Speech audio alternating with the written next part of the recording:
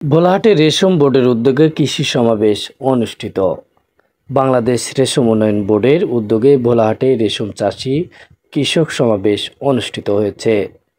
আজ রবিবার 6 October Bholahat zonal রেশম সম্প্রসারণ কার্যালয়ে দিনব্যাপী এই অনুষ্ঠান অনুষ্ঠিত হয়।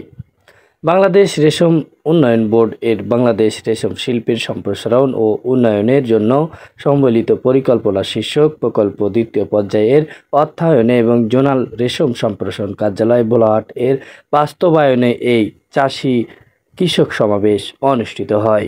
বাংলাদেশ রেশম উন্নয়ন বোর্ডের মহাপরিচালক অতিরিক্ত সচিব মোহাম্মদ আনোয়ার হোসেনের সভাপতিত্বে এ সময় প্রধান অতিথি হিসেবে উপস্থিত ছিলেন বস্ত্র ও পাট মন্ত্রণালয়ের সচিব মোহাম্মদ আব্দুর রউফ।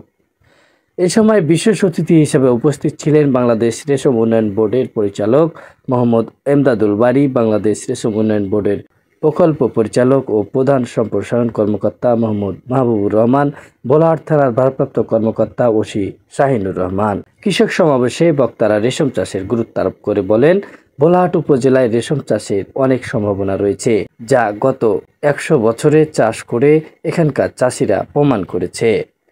বর্তমানে চাষ করে এখানকার অঞ্চলের চাষিরা বেশ লাভবান হয়েছে। তাই এখানকার চাষিরা আরও বেশি রেশম চাষ তথা জমিতে তুঁত গাছ রোপণ করে অনেক বেশি লাভবান হতে পারবেন। উক্ত কৃষক সমাবেশে উপজেলার রেশম চাষিরা উপস্থিত ছিলেন।